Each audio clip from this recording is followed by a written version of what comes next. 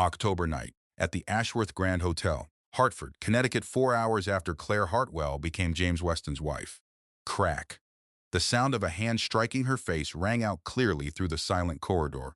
Her wedding veil slid to one side. Her cheek burned, and 300 guests behind the closed doors had no idea what had just happened. "What did you just do?" Claire asked, her voice trembling but her eyes never looking away. James stood there, his hands still suspended in the air, as if he himself couldn't believe what he had just done. Behind him, his father Richard Weston simply watched in silence, not the least bit surprised. And in the corner of the room, the woman in the cream-colored dress whom Claire had once thought was merely an old family friend stood motionless, not even blinking. She had known this was going to happen. No one in that corridor that night knew that the woman who had just been slapped in front of her entire new family was carrying a 12-week-old secret, and that, within hours, she would turn that pain into the very weapon that would bring down an empire built on dead bodies and silence. This is the story of the last slap James Weston would ever dare give anyone. Join me as we rewind 6 months before that fateful night. And don't forget to stay until the end, because the most shocking part is still ahead. I want you to picture something with me. You are standing in the most beautiful room you have ever been inside in your entire life. Candles are everywhere, hundreds of them, flickering in iron holders that line the walls from floor to ceiling. Flowers you spent 6 months choosing sit in arrangements so tall they nearly graze the chandeliers. 300 people you have known your whole life are dressed in their finest, holding champagne glasses that catch the light like they were made of something more precious than glass. You are wearing the dress. You found it on a Tuesday afternoon in March, in a small bridal boutique on the edge of downtown Hartford. And when the woman zipped it up and you turned to look at yourself in that 3-panel mirror, you cried. Not delicate, photogenic tears, real ones. The kind that come when something outside of you finally matches something you have been carrying quietly on the inside for a very long time. You are beautiful. You are ready. You are 34 years old and you have worked for every single thing you have. And tonight the life you have built is finally completely whole. And underneath that dress, a secret only you and your doctor know about is a heartbeat. 12 weeks old, the size of a lime, already, quietly, impossibly, the most important thing in your world. This is supposed to be the greatest night of your life. And then your husband of 4 hours raises his hand and brings it across your face, in front of his father, in front of the caterers, in front of every single person you have ever loved, and across the room, in a cream-colored dress that cost more than your first car. A woman you invited because your fiancé asked you to. A woman he introduced as just an old family friend. Watches it happen. She does not flinch. She does not move towards you. She does not gasp or reach for anyone's arm. She simply watches, with the particular stillness of someone who has been waiting for this moment for a very long time, because she already knew exactly who James Weston was.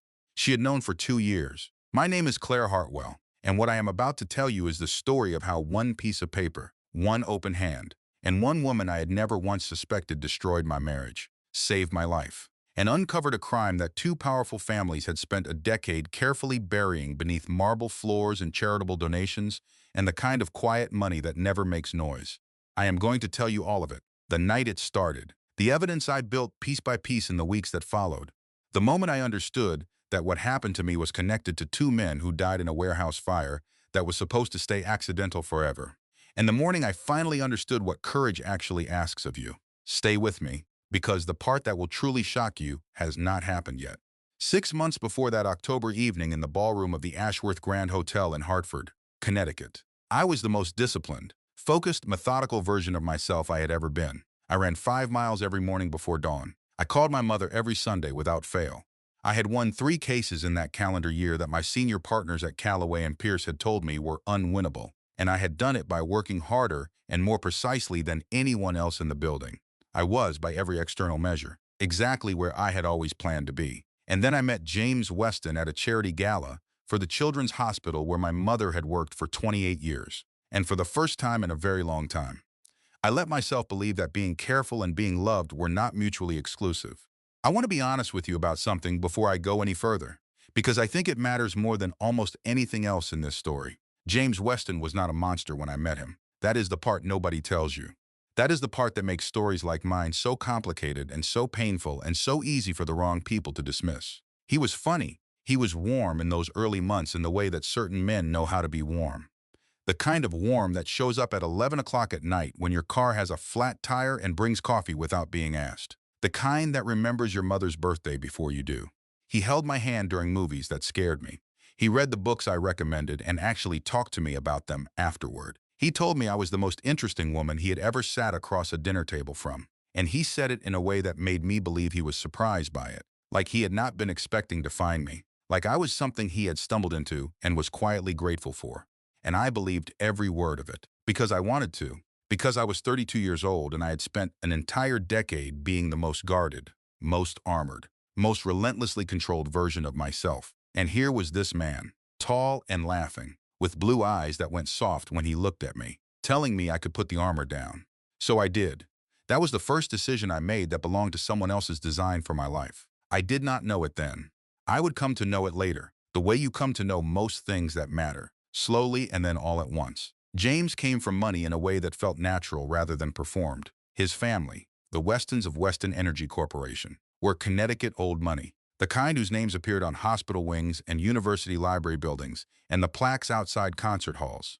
His father, Richard Weston, was the kind of man who walked into every room as though it had been constructed specifically to accommodate him. The first time I met Richard at a Sunday dinner at the Weston House in Glastonbury, he shook my hand and said, with a smile that stopped precisely at his eyes, "James tells me you are a lawyer. Useful skill for a wife to have." I smiled. I said nothing. But I filed it. I filed it the way I file everything, with a date and a context and a note that said significance to be determined. The engagement came 14 months after we met. James proposed on the deck of his family's lake house in Vermont at sunset, with a ring that had belonged to his grandmother. It was simple and stunning, and I said yes before he finished the sentence. What I did not know that evening, what I could not have known while I stood there on that deck with the Vermont sky turning rose and gold behind us, was that 12 miles away, in a boutique hotel in Burlington, a woman named Victoria Lane was checking in alone, and that she had received a text message earlier that afternoon that read, she said yes. This does not change anything between us. I need you to understand that, but I am getting ahead of myself. I always do when I talk about this part. Because before the wedding, before the document and the corridor and the sound that reached the ballroom, before the shock did, there was the moment everything else began. There was the morning I sat on my bathroom floor and held a positive pregnancy test and understood that the most important thing in my life had just become something I had not planned for. Something small and impossibly real. Something that was going to change the shape of every decision I made from that Wednesday morning in October forward. 12 weeks. The doctor would confirm at my next appointment. 3 months of a life that belonged entirely to me. Growing quietly underneath a wedding dress that had taken 4 fittings to get exactly right. A life that James Weston knew nothing about. A life I had planned to tell him about on our honeymoon. A life that was in the room that night when he raised his hand. And a life that is the reason I did what I did next, in every single moment that followed. Without stopping, without settling, and without ever once letting fear choose my next move for me. I grew up in a town called Millhaven, Connecticut. Population 12,000. 1 hardware store, 2 churches facing each other across an intersection, like they were having a disagreement that had been going on for 100 years. A diner on Main Street that smelled like coffee and pancake batter from 6 in the morning until 9 at night. And a mother who worked double shifts at the county hospital so I could take the SAT preparation course twice. Her name was Diana Hartwell. She is the most important person in this story, even though she spends most of it an hour away from where the action happens. Because without her, I would not know what it looks like when a woman refuses to be made small. And that knowledge is what kept me standing when everything around me was being designed to make me fall. Diana raised me alone from the time I was 9 years old. My father, Robert Hartwell, died of a heart attack on a Tuesday morning in November, and my mother went back to work at the hospital the following Monday because that was what the finances required, and Diana Hartwell did what was required. She never complained about it in front of me. She never suggested that our life was less than it should have been. What she did was repeat 2 sentences until they became the rhythm of my childhood, the beat underneath everything I did. Do the work no one else will do, and never let anyone make you small.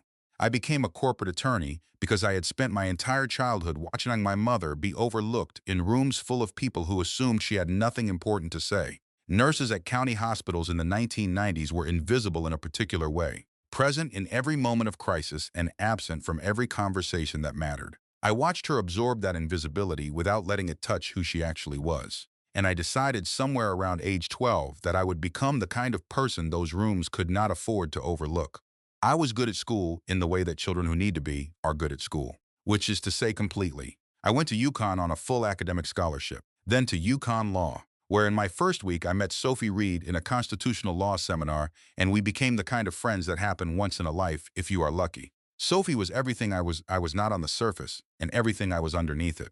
She was louder, faster, less careful with her words and more accurate with her instincts. She could read a room in 30 seconds and tell you exactly which person in it was lying and about what. She started out in litigation but left after 3 years to take a job at the New England Tribune as an investigative journalist. And I understood immediately why she left, because Sophie Reed had always been more interested in finding the truth than in arguing about it in front of a judge. She was the first person I called the morning I found out I was pregnant. She answered on the first ring because she always did, and she screamed loud enough that I had to hold the phone away from my ear. And then she said, "Okay, breathe.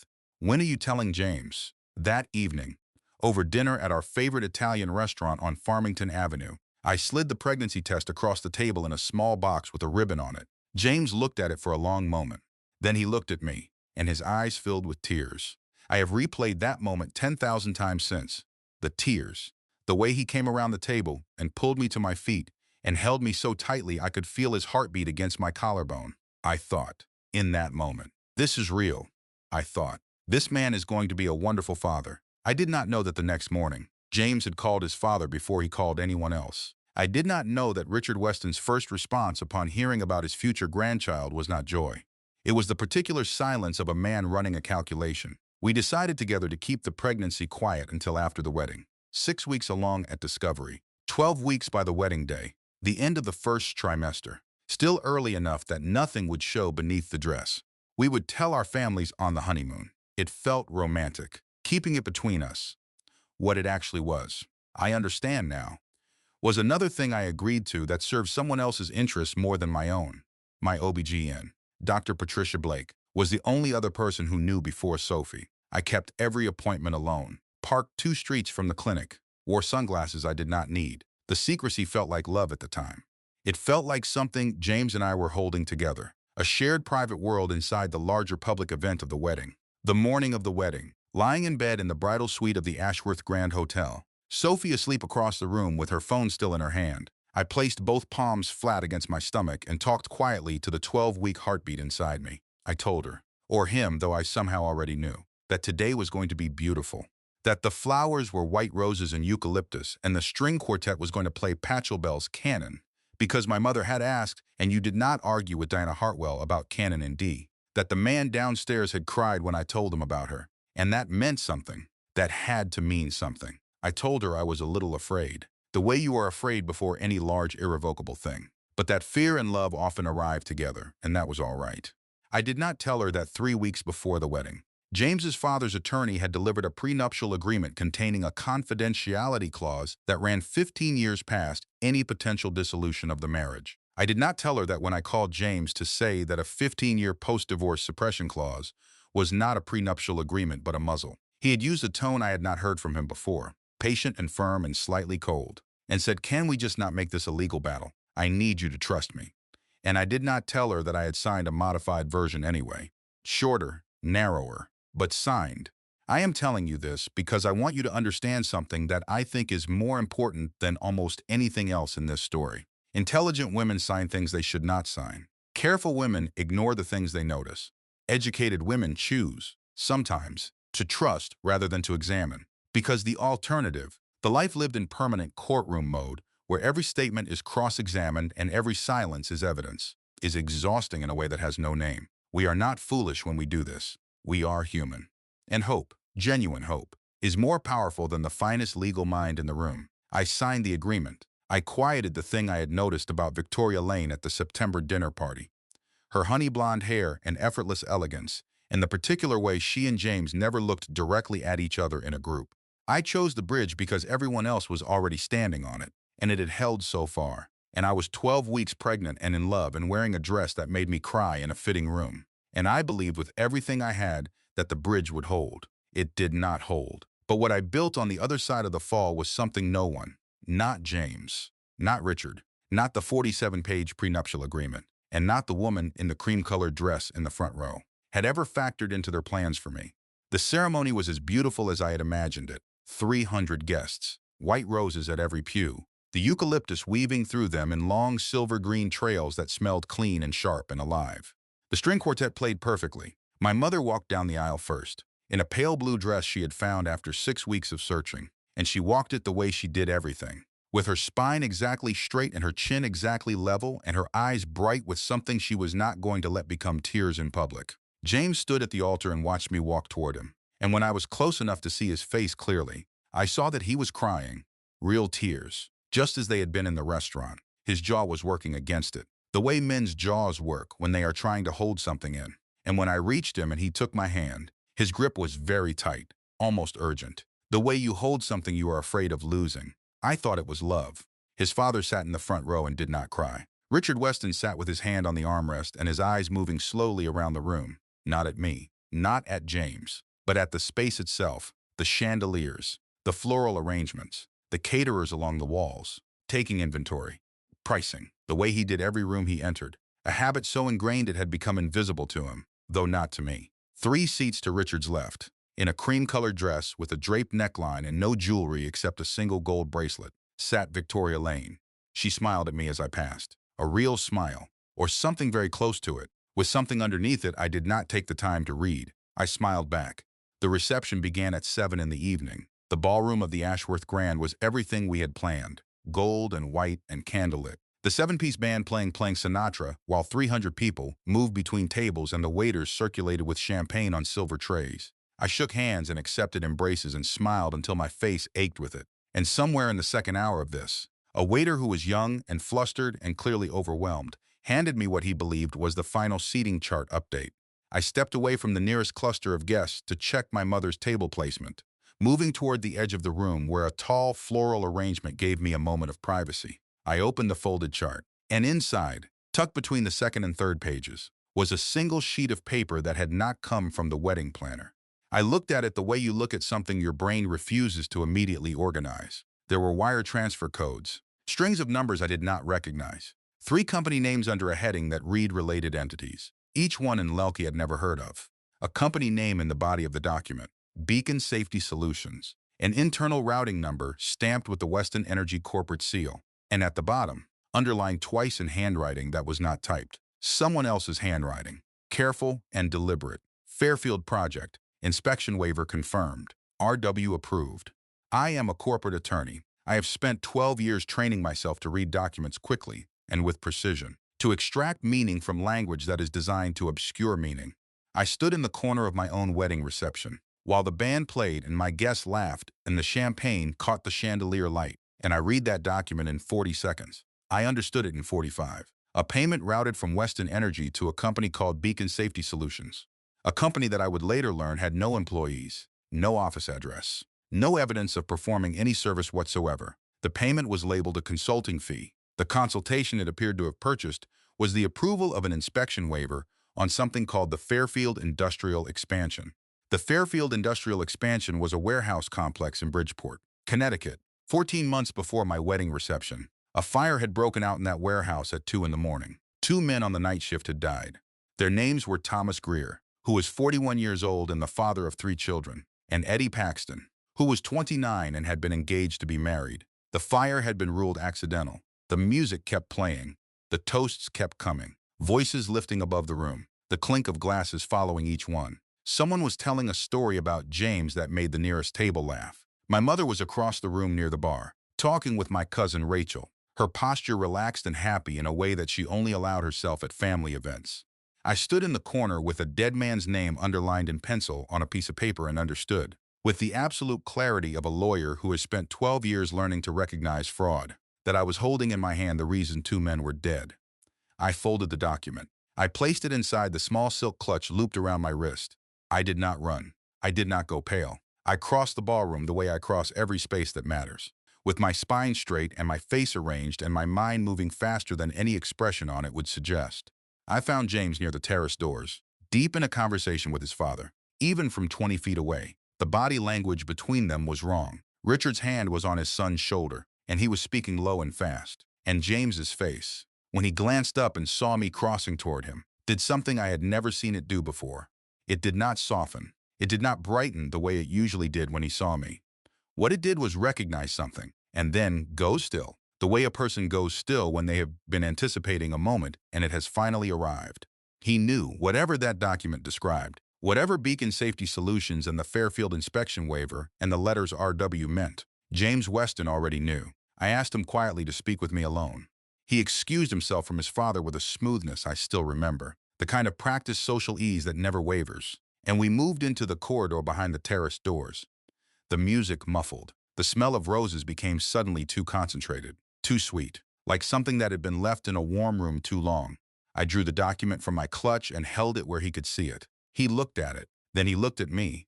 And the face under the face I had loved for 2 years, the face he had been keeping carefully behind the other one, was cold and calculating and made a decision in real time as I watched. He said, "Where did you get that?" Not, "What is this?" Not, "Are you all right?" Where did you get that? I asked him about the Fairfield inspection waiver. I asked him about Beacon Safety Solutions. I asked him, very directly, whether Weston Energy had paid to skip a safety inspection on a building where 2 men subsequently burned to death. James told me these were internal matters. He told me I was asking the wrong questions on the wrong night. And then he said the sentence that opened something up inside me that is never fully closed again. He said, "You do not need to understand this, Claire. You are my wife now. Just let me handle it." The door opened behind him. Richard Weston stepped into the corridor, with 2 men in dark suits behind him. And behind them, following from the ballroom, was Victoria Lane. She stood at the back of the small group. Her face, for just 1 second before she rearranged it, said something my body understood before my mind could. She was not surprised by any of this. She had been waiting. Richard began speaking in the soft, reasonable voice he used when he wanted to seem like the most patient man in the room. "Documents got misplaced at large events," he said. "Stories got twisted.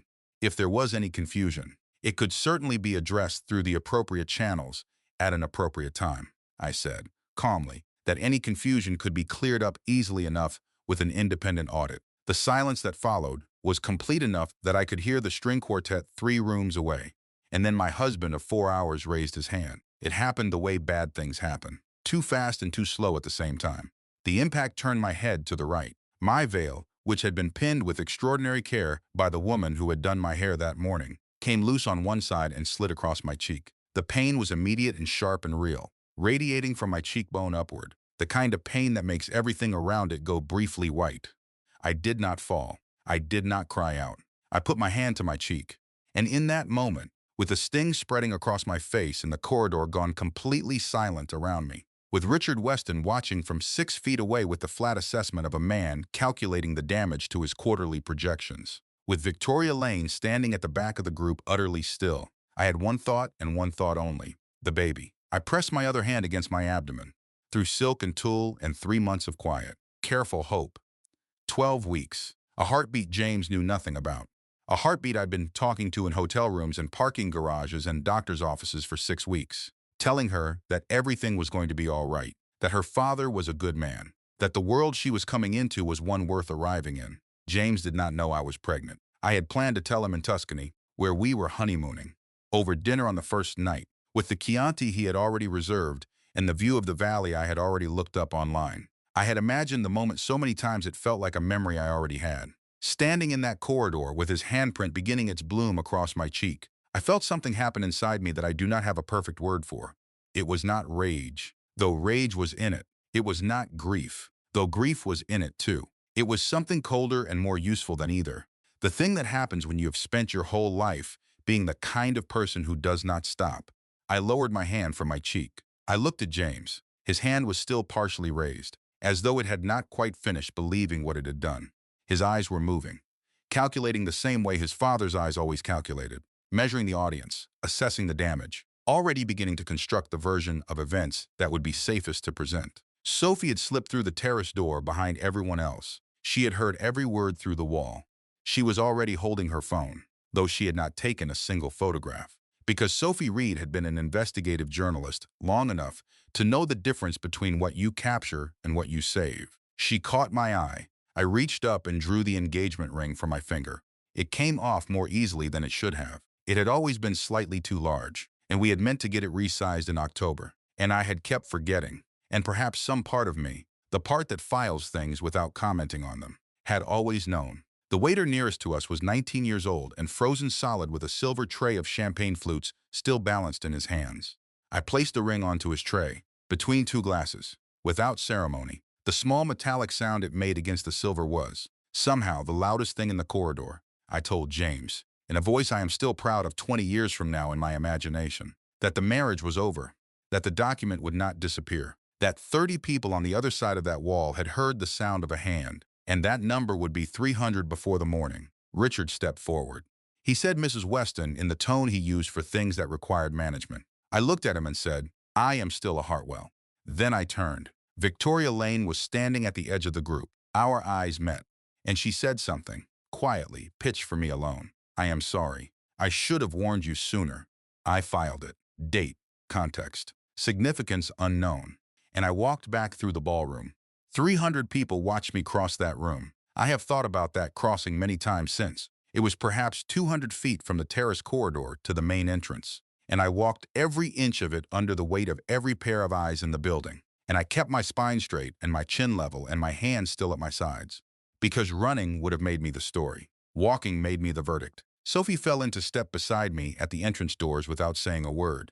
My mother Diana appeared from somewhere on the left, and her hand found mine for one brief, fierce second. One press of fingers that said everything. And then I kept moving, and she understood that was what I needed. Outside, the October night was cold and clean. Black cars idled along the hotel drive. I stood at the top of the steps for exactly 1 minute. I counted the seconds. I breathed. Then I placed both hands against my stomach, against the 12-week heartbeat, and I said quietly, I have you. I promise, I have you. Sophie opened the car door and I got in without looking back. I did not look back once. In the car, as the hotel lights began sliding past the window, Sophie said nothing for a long time. She is, when it matters, the best kind of friend. The kind who understands that silence is sometimes the most generous thing available. After 10 minutes, she said, tell me what was in the document. I told her. She was quiet for another minute. Then she said, in the particular voice she used when she recognized a story that was bigger than it first appeared. Thomas Greer and Eddie Paxton, the Fairfield fire. I remember that. There was a widow who tried to speak to us about it, about 8 months ago. She called the Tribune, and then she stopped calling. And when we followed up, she did not call back. We looked at each other in the dark of the moving car. I said, this is not just a marriage collapsing. Sophie said, no, it is not. I said, I need you to help me. She said, I have been waiting for you to ask, and somewhere between the hotel and my apartment, in the back of a car moving through Haim Hartford on an October Saturday at 11:30 at night, with my wedding dress pooling around me and the mark from my husband's hand beginning to darken on my cheek, I made the decision that changed the direction of everything that came next. I was not going to let this stay buried, not for James, not for Richard, not for the Weston name, or the marble lobbies it had bought, or the judges who had eaten at Richard's table, or the headlines his people could write before morning. Thomas Greer had 3 children. Eddie Paxton had been 29 years old and planning a wedding of his own, and I was carrying a daughter into a world where the people who had killed them were still deciding what story to tell about it, not while I was standing up. Sophie put the kettle on when we got back to my apartment. Old reflex from law school. Whenever something was wrong, Sophie Reed made tea. I changed out of the wedding dress alone in the bathroom. I hung it on the hook behind the door. I looked at it for 30 seconds, the silk catching what little light came through the frosted window. And then I closed the door and did not look at it again. In the bathroom mirror, the mark on my cheek had deepened from red to a dark, concentrated bruise. I photographed it with my phone the way I photograph evidence in a case. 13 angles, every image time-stamped automatically. I noted the time, 10:57 in the evening, and the date, and the location, and I sent the photographs to a private encrypted file I had used for sensitive client documents for 6 years. Then I stood at the sink for a moment and let myself feel it, all of it. The dress, the ring on the silver tray, the way his eyes had looked when he saw me coming across the ballroom, that terrible recognition, the sound the corridor made after his hand landed. 12 weeks of a heartbeat I had been protecting in secret. The widow who had tried to speak to a journalist and then gone quiet. I gave it exactly 8 minutes. I counted them on the bathroom clock, not because grief deserves only 8 minutes, but because grief is patient and work is urgent. And I have always believed that the best thing a woman in my position can do is to decide clearly which one goes first. Grief would get its turn. Work went first. I came back to the living room. Sophie had tea steaming on the table and her laptop open. I sat across from her and I placed three things between us. The document, now unfolded and lying flat, my phone, and the black leather notebook I had carried since my first year of law school. Its cover gone soft with years of handling. I opened it to a blank page. I wrote three names at the top: James Weston, Richard Weston, Beacon Safety Solutions. Then I started writing below them everything I remembered from the document. Every code and company name and date, the words inspection waiver and RW approved, the routing number, the Fairfield project designation. I wrote it all from memory while it was still precise. Because memory degrades and documents can be taken, but what is already written in your own hand belongs to you. Sophie watched me for a moment. Then she said, "Who do you trust in forensic accounting?" I said, "Mark Calloway. Securities fraud case. 2 years ago. Meticulous. Good instincts. Loyal." She wrote his name in her own notebook. At 1 in the morning, James called. He had called 8 times while I was changing and photographing and writing, and I had let each one go. On the 9th, I put the phone on speaker and nodded to Sophie, who pressed record. His voice arrived smooth and rehearsed. He said the evening had been an unfortunate overreaction. He said the document was a routine internal matter that I had misinterpreted in a moment of stress. He said I was about to embarrass 2 families over what he called a private disagreement that had gotten out of hand. Then he said, "No one is going to believe your word over the Weston name." Claire, I waited until he was finished. Then I asked him, "Are you admitting that you struck me?"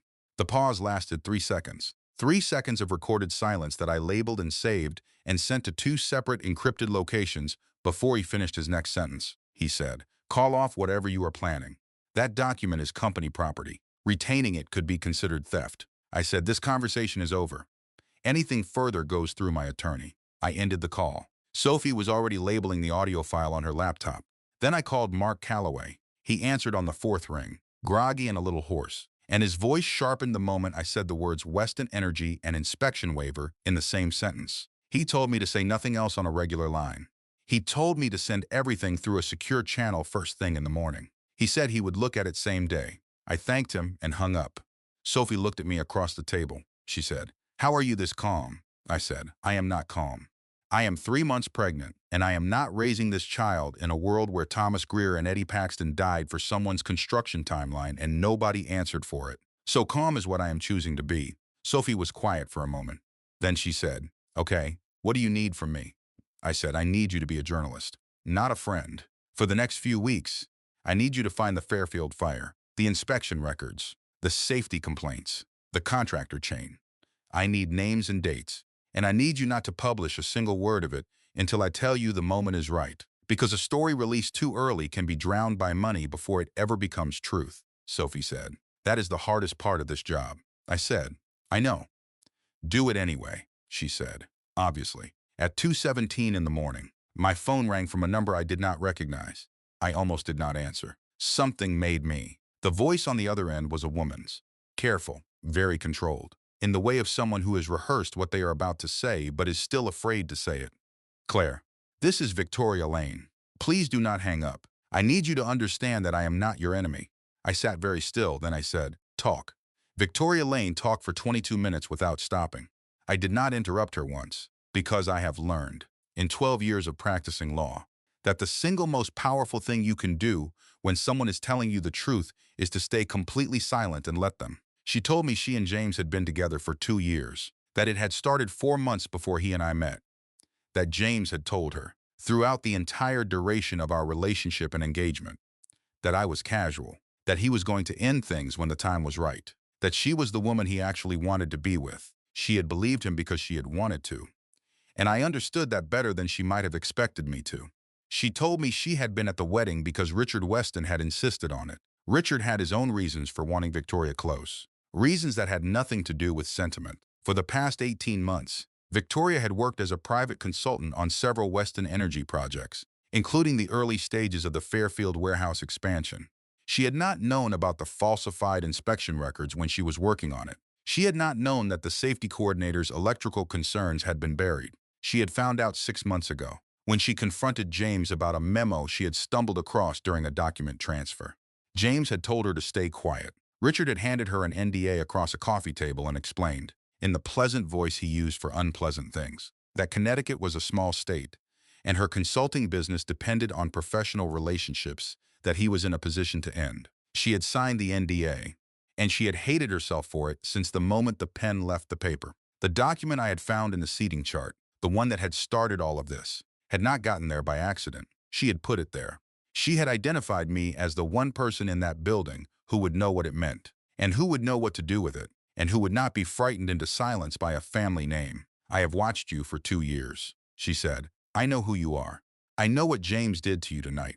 I am sorry. I am asking you, please, to let me help fix what I helped create." I sat with that for a long moment. Then I said, "Come to my apartment tomorrow at 9. Bring everything you have. And Victoria. If you are lying to me, or if this is a trap set by Richard's people, I will find out. I always do," she said. "I know." I hung up. Sophie stared at me from across the coffee table. I said, "Everything just got more complicated, and considerably more powerful. Make more tea." Victoria arrived at 9 the next morning looking like exactly what she was. A woman who had been carrying something too heavy for too long and had finally decided to set it down. Even if setting it down meant stepping off a cliff. She brought a laptop, a flash drive, and a folder of printed emails that she had clearly been collecting for some time, organized with the particular careful paranoia of someone who suspects they may one day need documentation. I sat across from her at my kitchen table, and I did not offer warmth or comfort or the absolution she may have been hoping for. What I offered her was the same thing I offer every person who comes to me with a complicated truth: my full, undivided, professional attention. The flash drive contained internal Weston Energy memos from the Fairfield project, scheduling documents showing that the completion date for the warehouse had been moved forward by 6 weeks, over the explicit written objection of the site safety coordinator, a woman named Linda Marsh. Linda had filed her objection 11 months before the fire. It concerned the electrical wiring in the east wing of the structure, a substandard installation she had flagged as a fire risk in language that was precise and unambiguous and professionally damning. Her report had been reclassified in the Weston Energy system as reviewed and resolved, with no documentation of who had reviewed it, no record of any response, and no evidence that anyone had ever called Linda Marsh back. 14 months after her initial report, the east wing of the Fairfield warehouse burned. Thomas Greer and Eddie Paxton were on shift that night. Within 2 weeks of the fire, representatives of Weston Energy had approached both families with what they called compassionate settlements. The settlements were accompanied by non-disclosure agreements. Both families, in the fog of sudden loss, without legal representation, had signed. When Mark Calloway called at noon with his preliminary findings, his voice carried the particular flat calm of a man who has found something he wishes he had not found. Beacon Safety Solutions had received $840,000 from Weston Energy over a period of 3 years. It had no employees on record, no registered office, no service contracts, no invoices for actual work, no evidence of any activity whatsoever beyond the receipt of funds from a single source. It existed, as Mark put it, for one purpose only, which was to make a bribe look like a consulting relationship. I called my personal attorney, Sarah Dempsey, immediately after Mark's call. I had known Sarah since we sat for the bar exam together, and she was, in my professional opinion, the most precise and thorough civil attorney in Hartford County. I asked her to file a formal record of documented physical assault, including the date, time, location, identity of the defendant, and the approximate number of witnesses, which I estimated at not fewer than 30. It was filed within the hour. I photographed my cheek again. The bruise had deepened overnight into a dark burgundy purple that was, in legal terms, impossible to dismiss as a minor incident. I added the new photographs to the encrypted file and logged them with timestamps. For the second time since the wedding, I felt something approaching solid ground. Then my phone began receiving Google notifications with my own name attached. The first result was a blog I had never heard of, with a domain registration date of 4 days prior, carrying the headline, "Bride's Meltdown at Hartford Wedding. Sources say stress-induced breakdown led to embarrassing scene." The post contained a photograph of the Ashworth Grants ballroom, clearly taken from outside the building, showing the venue lit up and guests visible through the windows. It described me as erratic, overwrought, and highly emotional, and it described the incident in the corridor as an unfortunate outburst that the Weston family was handling with characteristic grace. The second hit was a repost of a photograph from my law school graduation party, 11 years old, showing me laughing with a glass of wine in my hand, accompanied by a caption suggesting a pattern of instability. By 8 that evening, 3 separate anonymous social media accounts were circulating identical language about how I had attacked James. thrown my ring at him, and created a scene that had devastated the Weston family. The language across all three accounts was nearly word for word. Same phrases, same emphasis, same framing. Sophie recognized it in under 10 minutes. She said, "This is a paid campaign." These accounts did not appear organically. Someone built this infrastructure and activated it on a schedule. This cost money. We both knew whose money it was. That same evening, a courier delivered a legal notice from the firm of Foster, Aldrich and Crane. Gerald Foster, who had delivered the prenuptial agreement, was now informing me that I was in unlawful possession of confidential Weston Energy corporate property, that I faced potential liability for conversion and industrial espionage, and that I had 48 hours to return the document and issue a written public apology or face a defamation lawsuit with damages sought in excess of $2 million. Sophie read it twice. Then she looked up and said the thing I was already thinking, she said, in demanding the return of that specific document. They have confirmed in writing that it is real, that its contents are significant, and that they know exactly which document it is. They have just given you your first piece of independent corroboration. I underlined 3 sentences in red ink. I added the letter to the file. I did not sleep that night. Not because I was afraid, though I was, in the way that anyone is afraid when the full weight of a thing becomes visible, but because there was too much to do. And the morning was coming fast. And on the other side of it were 2 men who had died in a fire in a family that had paid to keep it quiet. And I was not going to let them keep it quiet. 6 days after the wedding, James's legal team released a document to the press. They called it a previously executed cohabitation and disclosure agreement, signed by me prior to the wedding, in which I had allegedly agreed to sweeping confidentiality provisions regarding all Weston Energy matters and had accepted financial terms that would leave me with virtually nothing in the event of any dissolution of the marriage. My signature was at the bottom. It was wrong. I stared at that signature for 40 minutes. Through 2 cups of coffee and the kind of concentrated stillness I used to enter during bar exam preparation when I needed my brain to be completely precise. I have signed my name approximately 12,000 times in my professional life. I know my own handwriting the way a musician knows a piece they have played for years. In the hands, in the body. Before the mind even processes it, the signature on that document was close, genuinely close. Someone had studied my signature carefully, had practiced it or scanned it and layered it with sophisticated precision. But it was missing the small upward loop I make on the final E of my first name, a habit I developed in 3rd grade, taught by a woman named Mrs.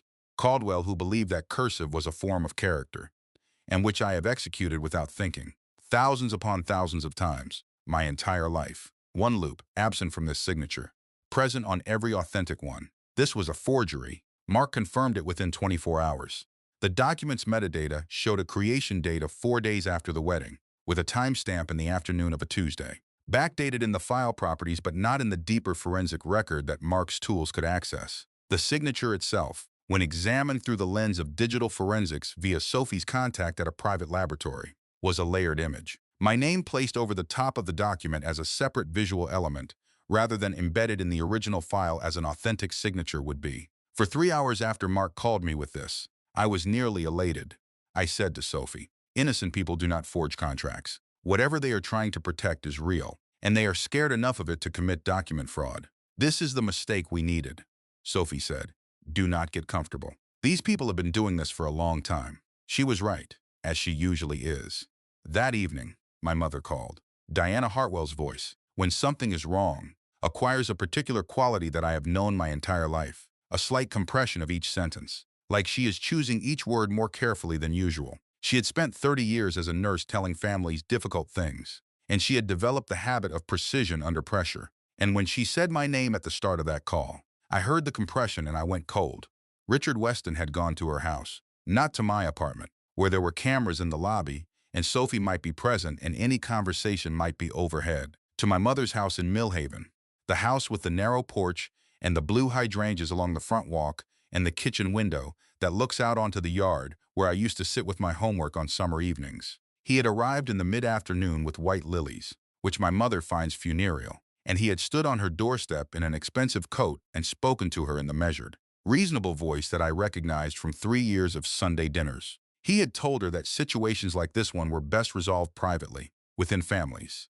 That Claire was clearly distressed after a painful ending to a relationship she had invested in deeply. That the Weston family understood this and bore no animosity, and was prepared to be generous if things could be concluded quietly. that what any mother truly wanted for her daughter was peace and security and a future, not years of costly legal proceedings against people who had significantly greater resources. He had said, "All we need is for Claire to come to her senses. Surely you can help her see reason." My mother opened the door as far as the chain lock permitted.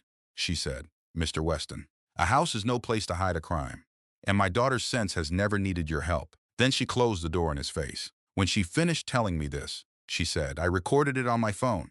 The home security camera got his arrival and departure. I have sent both files to your email." I said, "Mom," she said, "I am a nurse." "Claire, I document everything. Go back to work." I would have laughed if the second piece of news had not arrived simultaneously. While Richard was at my mother's house, a process server had appeared at Callaway and Pierce. The papers named the firm as a potential co-defendant if I continued using firm resources in what the filing described as a campaign of corporate harassment against the Weston family. My managing partner called me at 10 that evening. He was apologetic and gentle and utterly clear. Effective immediately. I was on unpaid administrative leave pending a full review. I had lost my income, my office, and my professional home. 3 months pregnant. No job. Fighting a family whose attorneys billed more per hour than my monthly rent. I sat in my apartment after that call and allowed myself the 8 minutes. I have described this before, and I want to be clear about what it is. It is not a performance of stoicism. It is a practical decision made by a woman who has learned that the distance between feeling something fully and being ruled by it is a distance you have to choose to maintain. I felt every bit of it. The exhaustion, the fear, the particular loneliness of sitting in your own apartment at 10 at night with your marriage gone and your job gone and a child growing inside you who does not yet know any of it. 8 minutes. Then I stood up, and Sophie called with the thing that made all of it. The job, the fear, the exhaustion, suddenly smaller than it had been. A source inside the digital marketing firm that had run the smear campaign had reached out. He wanted protection before he talked, but he had told Sophie one thing before hanging up. Victoria Lane, he said, had been meeting with Richard Weston's people since the night of the wedding. Daily contact with Gerald Foster's office. He did not know what deal she was making, but she was in contact. I put the phone down. I sat with the two possibilities that existed. Either Victoria had been a trap from the beginning and everything she had given me was compromised, or she was doing something that Richard Weston did not yet understand was going to destroy him. I needed to know which. I called Victoria directly the next morning. She answered on the second ring. The quality of her silence when she heard my voice was the silence of someone who has been expecting a call and has prepared for it, which told me immediately that she had anticipated this moment and had not run from it. I told her what Sophie's source had said. No accusation.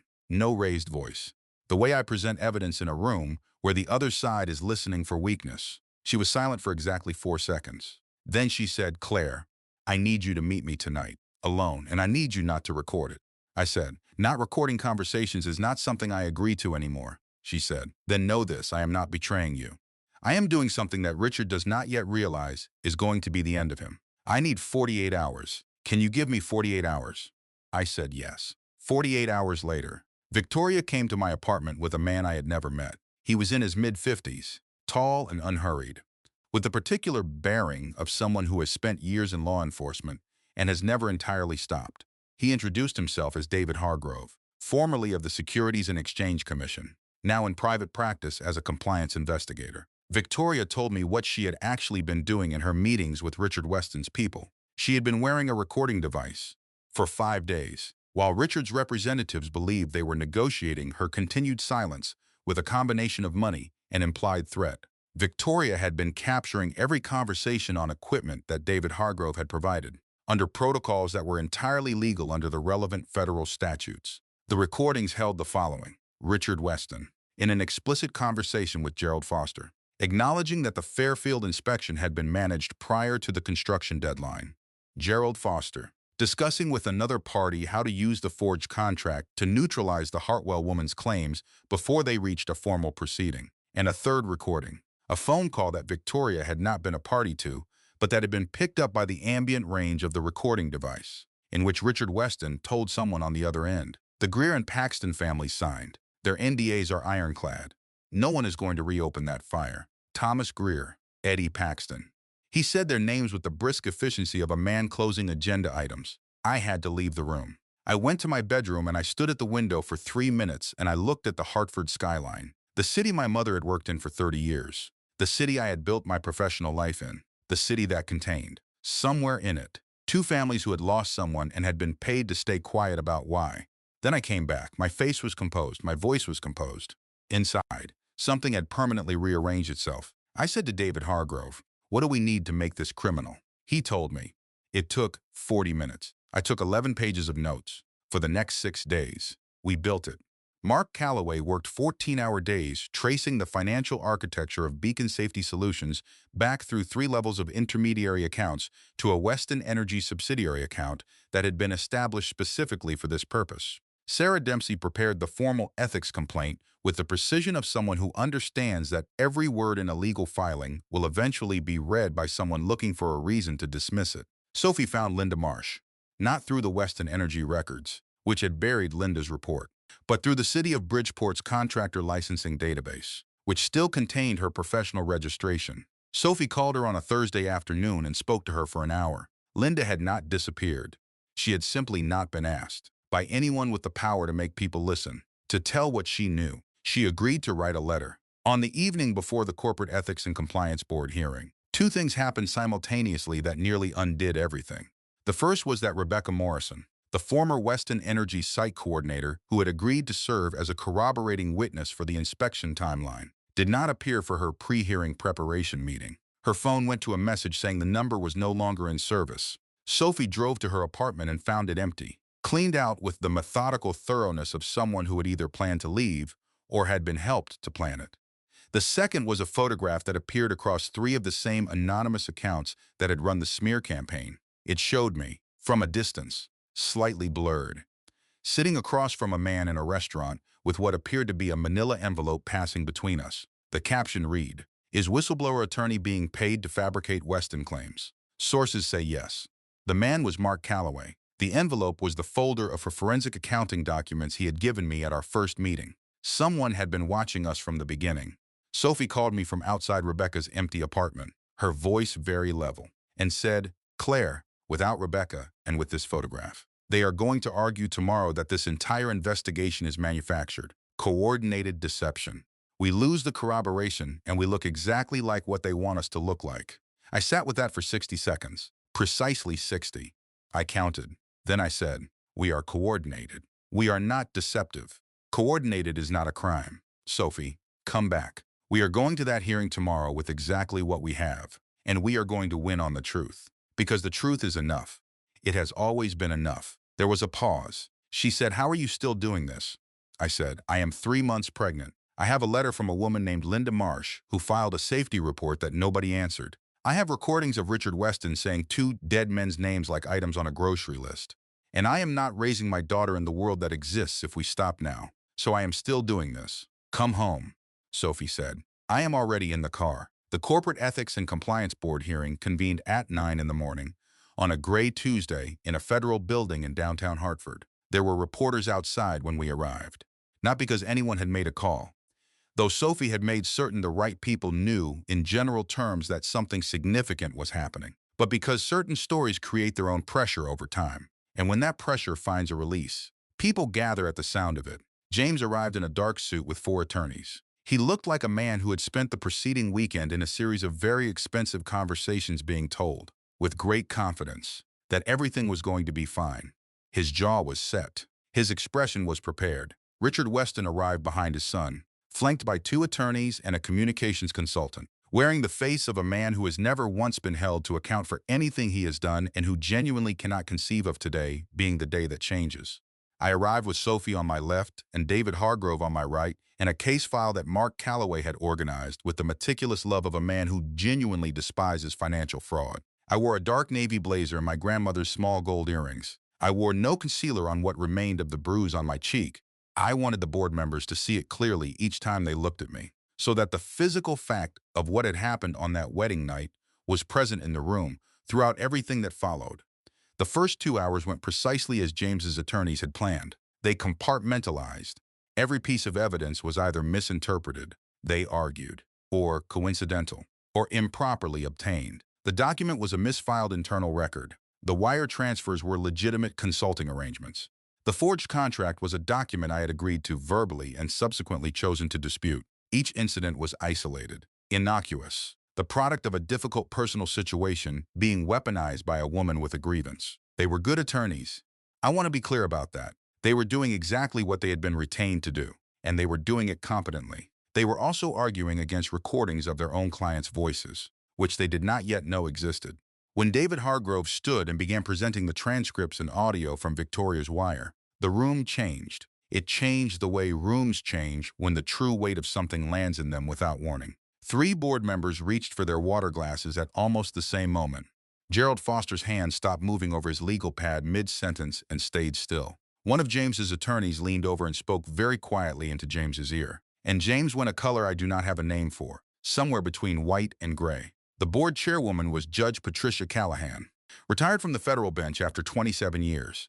She had, in those years, seen everything that could happen in a room with a table and chairs and people telling stories under oath, and she was impressed by approximately nothing. She allowed the recess James's attorneys requested to review the new materials, and she did it with the particular dry precision of someone who has already seen where this ends. In the corridor during the recess, James found me near a window. His practiced composure had fractured at the seams. He looked smaller than he had in the ballroom. He looked like a man who had believed, until approximately 40 minutes ago, that the story he had been telling was going to hold. He said things had gotten out of hand, that his father made decisions that he had not always fully understood, that there was still a way to resolve this quietly, to compensate the Greer and Paxton families properly, to close the chapter without destroying what remained. He said my name, softly, the way he had said it in the early months when the warmth in it was something I believed. For 1 second I felt the pull of who I had thought he was, the man at the altar with tears on his face, the man who had come around the restaurant table to hold me when I showed him the test. Then he said, in a voice that had gone from soft to cold in the space of a breath, if you go back in there, I will come after everything. Your practice, Sophie's career, I will ensure that you spend the next 10 years in litigation defending yourself instead of building anything. I promise you that. I felt the fear come through me like cold water. I thought of 12 weeks of a heartbeat. I thought of Thomas Greer's 3 children. I thought of Eddie Paxton, who had been planning a wedding, I said, very quietly, so that only he could hear, James. You have just made a threat in a federal building during a recess from a compliance hearing at which your own recorded voice is currently in evidence. Whatever you believed you were accomplishing just now, you have made everything significantly worse. I walked back into the hearing room. When it was my turn to speak, I did not perform. I did not grandstand or emote or ask anyone to feel anything on my behalf. I laid the timeline out the way I have always laid timelines out. Clean and chronological, with every date correct and every document accounted for. The misfiled document and what it described. The physical assault in the corridor, witnessed by approximately 30 individuals. Photographed within the hour by the person who experienced it. The coordinated digital smear campaign, confirmed as funded by a Weston family account. The forged contract, confirmed by forensic metadata analysis and handwriting comparison. The attempted bribery of a forensic accountant, documented on a recording made with the accountant's full knowledge and consent. The wire recordings, capturing Richard Weston and Gerald Foster in explicit conversation about managing inspections and neutralizing claims. And last, the letter from Linda Marsh. It had taken Sophie 2 phone calls to find her. It had taken Linda 1 afternoon to write it. She had sent it handwritten, on plain paper, 3 pages, and it said everything that needed to be said about a safety report, filed in good faith, and buried without a response. About a woman who had done her job correctly and been ignored. About a fire that had not needed to happen.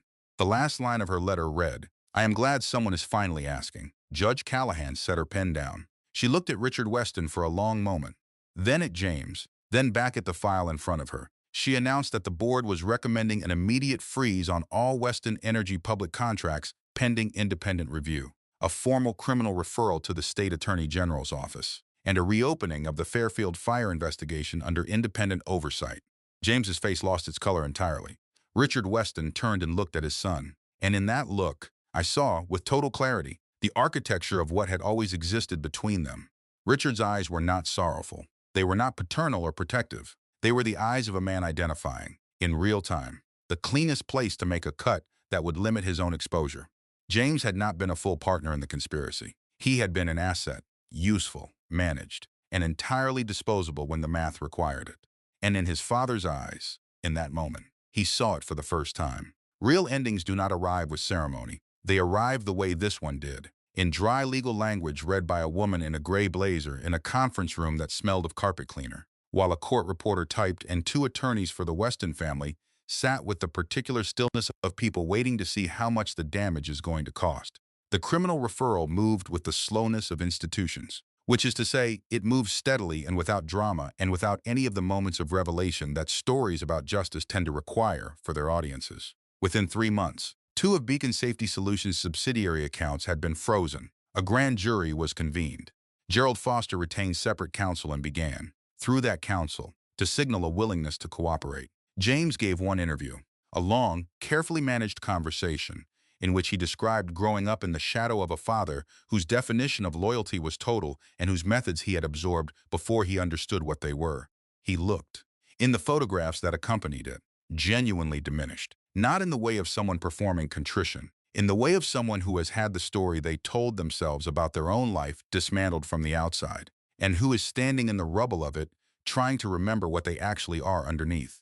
I did not watch it twice. Richard Weston's attorneys issued statements emphasizing governance structures and appropriate delegation and trust in professional teams. The language was precise and practiced, and it contained, toward the end, a message from the family expressing condolences to the families of Thomas Greer and Eddie Paxton, which arrived approximately 14 months after those families had signed non-disclosure agreements and accepted settlements that Richard had believed would keep their names from ever appearing in this kind of sentence. A message arrived through Sarah Dempsey from one of those families.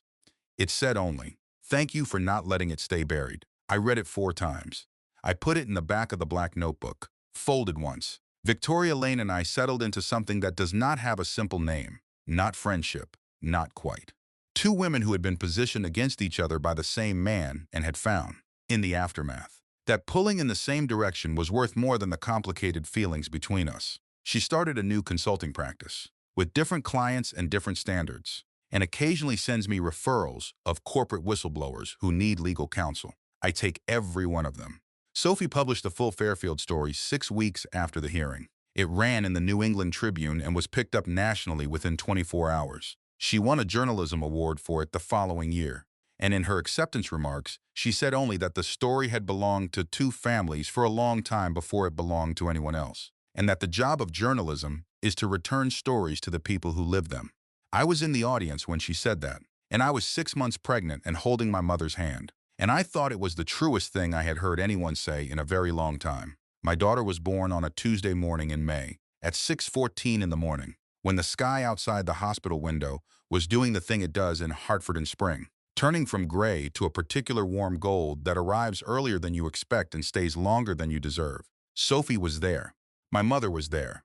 Dr. Patricia Blake delivered her with the calm efficiency of someone who had done this 10,000 times and still found it remarkable. She weighed 6 pounds and 11 ounces. She came into the world with her eyes open and her brow slightly furrowed, looking at the room with the expression of someone taking inventory. Her name is Eleanor Diana Hartwell. She goes by Ellie. I want to tell you what I thought about in the moments after she was placed on my chest, because I have thought about it often, and I think it is the most honest thing I can offer you at the end of this. I did not think about James. I did not think about Richard, or the hearing, or the legal proceedings that were still moving through their slow institutional rhythm.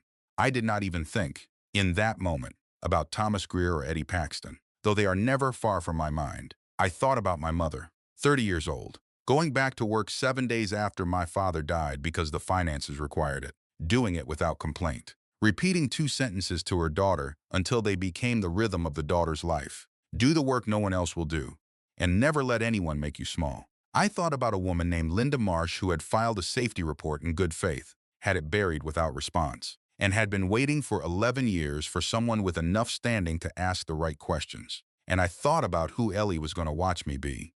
I opened the office of Hartwell and Associates 4 months after the hearing. Corporate accountability and whistleblower protection. Sophie chose the paint color for the waiting room, a warm gray she described as the color of a room where people finally exhale. And she was right. Mark Calloway came over from his own practice 2 days a week at first, then full-time by the following spring. Sarah Dempsey sent me my first 3 referrals before I had finished unpacking the boxes. The morning I first unlocked the office alone, with the smell of fresh paint still in the air, and Ellie at my mother's house for the morning and boxes stacked against every wall, I sat at the desk that had cost me $600 at a second-hand office furniture store, and I opened the black notebook. I turned through months of notes, dates and names and company registration numbers and wire transfer codes, and the name of a company called Beacon Safety Solutions, and two men whose names Richard Weston had said, like items on a list. I turned to a blank page. I wrote, Eleanor Diana Hartwell. Born May 14th. 6 pounds 11 ounces. Already paying attention to everything. I closed the notebook. Outside the window, Hartford was doing what it does on clear fall mornings. Red maples along the street below. Gray stone buildings. The particular cold, clean light that arrives in October and stays until it has done its work. I thought about the dress, donated without ceremony to a consignment shop on the east side of the city. I thought about the ring on the silver tray.